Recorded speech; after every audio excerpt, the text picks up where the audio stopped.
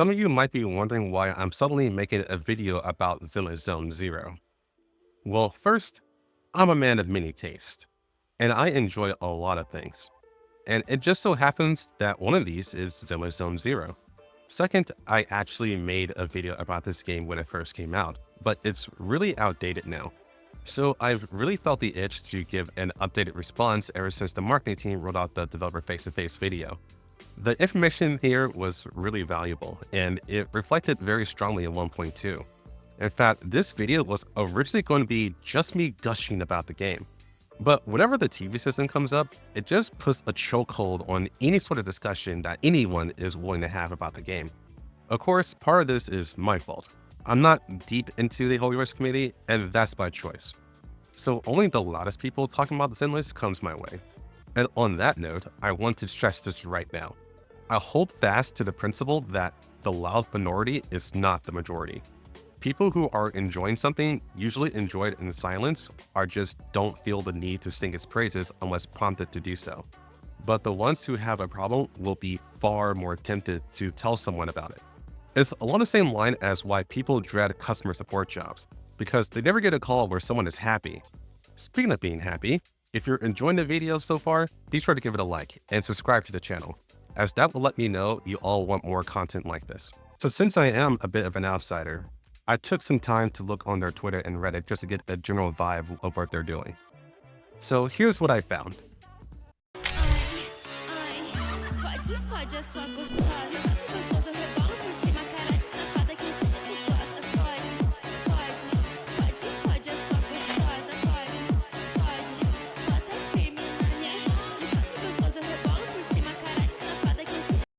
Yeah, when it comes to general player base, I think Zenless has that in the bag. It also helps that the game is very simple on the surface and is just easy to maintain. They even decided to make dailies take even less time than it does to boot into the game itself. So let's go into this knowing that the majority of Zenless community are actually happy, but they're also more than likely the least engaged of the feedback loop between the player base and the developers. What we have here instead are two sides of a very dedicated group. One that hates the TV system and one that loves the TV system. And while they don't make up the whole of the community, they're also the ones who are going out of their way to talk about the game, which can wildly change the perception that outsiders may have. And that absolutely affects the game. For those that really don't know what's going on in the first place, give me a moment to break it down briefly. Zenless Zone Zero has two primary gameplay modes. First, there's a combat mode, which is the primary reason why people were interested in this game. Combat is combat, and it doesn't really need much of an explanation. But then there's TV mode, which needs a bit more of one. This is a loosely defined puzzle system that also sort of doubles as an exploration system. Basically, instead of going through a large level like how Snowbreak Hard mode works, we have this. TV mode works under the interpretation that we're going through a large open area and interacting with objects. This serves two functions. First is, obviously, the designers doesn't have to craft an insanely large combat area and create very elaborate puzzles within them. While this would be amazing, I think the content schedule wouldn't really allow them to have a great level of polish. And I'm not talking about the difficulty of the puzzles, but rather just how satisfying they would be to engage with in the first place. The second function is to show just how important the main characters are. In this game, we have a sibling duo, Wise and Bell, that both work under the alias Phaeton. Instead of being combat units, they're proxies, which are effectively navigators. For all of my Nikkei players watching this, if you recall the main characters of that game talking about just how much easier missions would be having a navigator, then you have a good idea how important proxies are in Zenless Zone Zero. So when we play in TV mode, we're not playing as a playable roster, but instead Phaeton. And if you're paying attention, you can clearly see just how much work and effort Phaeton actually does to support the other characters.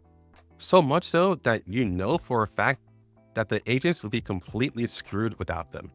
And thanks to Phaeton being the main character of this story, this makes TV mode extremely important to getting immersed in their perspective.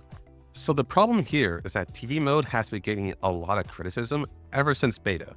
and has only gotten overwhelmingly larger ever since the game's official release. Unfortunately, the development team only thought the issue people had with the TV mode was just the distribution of it. So all they really did was change when you had to play TV mode, and literally nothing else. This caused a major issue regarding the pacing of 1.0, as combat felt heavily muted, since there was still a lot of time spent in TV mode by comparison. And while some would argue that there's still a lot of combat to enjoy in the main story, and that the TV mode is there to break up the gameplay, this did not matter in the grand scheme of things. First impressions matter a lot. If a large amount of people are saying they're tired of the TV system, then what is going to matter is why they feel that way, not if the impression is right or wrong in the first place. Now, what other people may have forgotten was that combat itself was also heavily criticized upon release.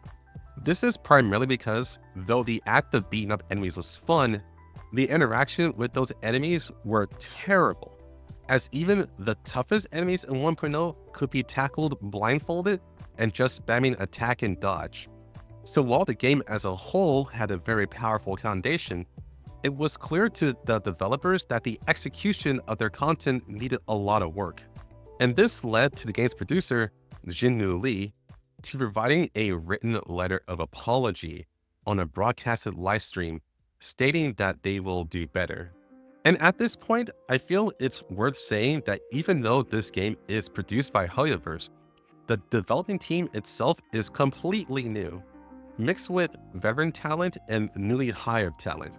I go over a lot of this very thoroughly in my 1.0 review, so if you want more information, you can check it out there. But my point in bringing this up now is to let you know that for a large majority of the Zenless team, this is their first game under the Hoyoverse brand, and they were very open in stating that this is their pride and joy. So for Lee, the guy who literally conceptualized the game itself, to be so willing to broadcast his written apology where there be as many eyes as possible on it, shows an incredible amount of bravery and humility. So for version 1.1, the main story content only featured combat. It had none of the TV system whatsoever. This was very well received. And that takes us to near current day, where they broadcast the developer face-to-face interview. This is where they announced that version 1.2 and onwards would completely remove the TV system from all story missions, leaving it only as side content. And this is where something strange happened. People complained about that decision, telling them that this was a bad call. Now, normally I would just say this is the nature of the beast and leave it at that. But a fellow content creator, as Real Vanity, brought it to my attention that these complaints caused the Zenless development team to reverse their decision. By the way, go check out Vanity's video about the criticisms of the TV system and how it can be improved. If you're even a little bit invested about the TV system, it's literally the best video I've found about this on YouTube. But for me, that isn't the point of this video. Let me go ahead and make my feelings about the TV system very clear. I'm in the middle. I don't love the TV system, but I don't hate it. I'm definitely am not advocating for it to go away, but if it was removed, I wouldn't cry about it either. This is because the TV system is just very polarizing in general. When it works, it really works, but when it doesn't, it's torture to go through. By far the best showcase of the TV system is in Chapter 3 when you're navigating the tower. During this, I thoroughly enjoyed my time solving puzzles and avoiding unnecessary combat, and even getting complimented by the agents for doing so. Your prowess is indeed impressive, Master Proxy. This made me feel like I actually am a badass proxy, just like how Phaeton is supposed to be. On the other hand, my worst experience with the TV system is during a side mission where you have to gather clues, read what is going on, and sometimes just stand there and basically watch several uninteresting cutscenes happen in the TV mode. And then you're quizzed about it on the very end. These were fucking horrible, and by the end of it, I just wanted the suffering to end.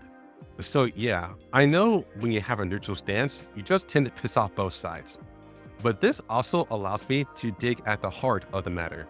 I don't care if the TV system is removed entirely or if it stays. Because I know regardless of what choice is made, the Zenless team can make it work with enough time and effort. So ultimately, my problem with this whole thing is the Zenless team isn't making that choice. They're just reacting to the outcries of the fan base. And I'm going to say something that's truly rage inducing, and I know I can get shit on for it, but I'm going to say it anyway. Players know what they hate, but they don't know what they want. And sometimes that can make them the worst people to listen to when it comes to improving a game. Now, don't get me wrong, this isn't some gamers are entitled bullshit that the hacks at IGN spouted back in 2012.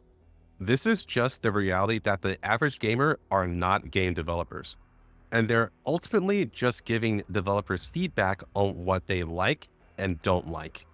Most of the time, though, we can't articulate why we feel the way we do. So it's on the developers to navigate those murky waters and come to a decision on how to improve their game. But when it comes to truly polarizing mechanics where there is one side that hates it and the other side that loves it, the one who breaks the stalemate is the development team and the vision they have for the game. And when a choice is made, that development team needs to have the resolve to stick to it. Otherwise, they compromise not only the stability of the game, but also the vision they have for it. I was thinking about an example to go over for this, and the best one I could think of is the development team at Final Fantasy XIV. Since I'm literally one of the few who was a legacy player and was a follower as seeing the game transform from its original version into something completely different. So when the original director of 14 had a meltdown from all the criticism, Naoki Yoshida, also known as Yoshi P, took the helm. When Square Enix first gave him the role, Yoshi P was instructed to improve the game and he would be given all the resources necessary to do so. But when he looked at the game and checked under the hood, he realized very quickly that the game was completely unsalvageable. He then let the higher-ups know that literally the only way to save Final Fantasy XIV was to build an entirely new game on top of it. Now, I'm not going to give the entire history lesson here because there's so much detail about it. If you want to learn more, you can watch the documentary from NoClip. So to fast forward, I come into the picture as an active participant of the closed beta test of A Realm Reborn. While I don't have screenshots, I distinctly remember that one of the biggest threads of the beta test forum was from a large amount of legacy players being disappointed in the direction of the game. This led to them begging the development team to not turn the game into a clone of World of Warcraft and just improve the battle system it already had. They had a lot of hope it could become an excellent battle system that would enhance the unique identity of the game. Now, during the time, this was a compelling argument. Compared to 1.0, A Realm Reborn's combat system was a lot more slippery, and a lot of the weight with each attack was lost because it copied a lot of WoW's DNA, but didn't quite understand what made it so appealing. But here's the thing, a lot of people who did not play 1.0, but was invited to the test, loved the current iteration of the system, and wanted nothing to do with 1.0's battle system.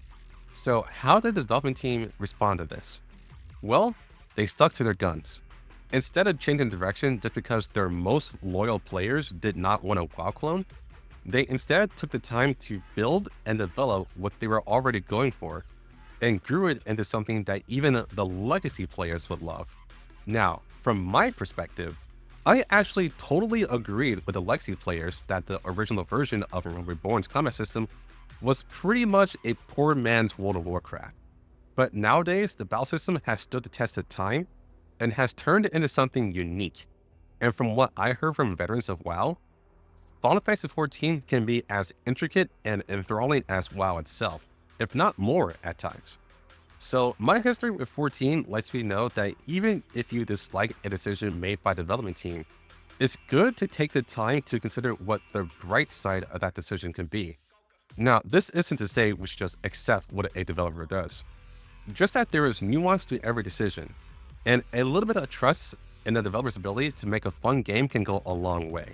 But this couldn't have been done without the development team remaining unwavering in their stance to maintain their vision. In fact, a few years ago, people in a live Q&A session did ask if Yoshi P would ever decide to make a 1.0 server to appease the people who either enjoyed 1.0 or was curious about it. And this is what he had to say about that. It's almost been a decade since Final Fantasy XIV 1.0 launched, and many years since anyone has had a chance to play it. Would you ever consider bringing back a limited amount of servers with some version of the 1.x series for players to experience it? まあもうお分かりになっているかと思いますが、何かしらの形で、限定サーバーでもいいので、1.0をクラシックサーバー的な形で復活させるご予定は Nightmare. To turn this all the way back to Zenless, I say all that to emphasize that the most important thing the Zenless team can do is make a choice and stick to it. Now, they could have made this choice because they actually do want to keep a TV system, but the fact that they made this announcement on a reply of a Twitter post and not out in the open like they have been tells me they aren't very confident in committing to either side. And I get that. Either choice has a lot of potential. The TV system is actually really easy to make fun for the people that are against it, because many of them have said it works beautifully in the roguelike mode of Hollow Zero. This tells me that the answer to all their problems is to just stop divorcing the TV mode and combat. Instead, integrate them in a way to make it so they affect one another. In other words, make the TV system affect combat. They don't have to rip the roguelike mode and put it in story mode, though that would probably work out just fine. All they really need to do is put some reward that enhances combat for playing well in a TV system. On the other hand though, I do find it funny when people say deleting the TV system would turn Zenless into another Honkai Impact 3rd or Punishing Gray Raven. Because when you think about it, those games have been running for well over 5 years and still make bank. Furthermore, it's not like the Zenless team couldn't turn the proxy into a playable character and add puzzles into the combat zones for Phaeton to handle. It'd be harder to pull off, but it's not impossible. In fact, if they do it right, it could be even better than sticking with the TV mode. This is why, ultimately, I'm in the middle because I see both choices working very well. And I hope everyone who is watching this can understand where I'm coming from. Zenless is shaping up to have a bright future. And I've had the most fun in 1.2 than I did at any point before it. Combat took a huge step up. In-game is looking to be actually challenging, and they made a lot of under-the-hood changes to make TV mode a more enjoyable experience to play through. But the sore spot for me is the story content. It's definitely missing something, and that something is the involvement of Phaeton. But I choose to trust the team to make that all work out. But in case someone from the Zenless team is watching this, even if they're just community managers, I want to say this. Don't compromise the integrity and vision of your game. Listen to feedback, but always let your passion as an artist shine through your game. Yeah, who am I kidding? You're not gonna see this.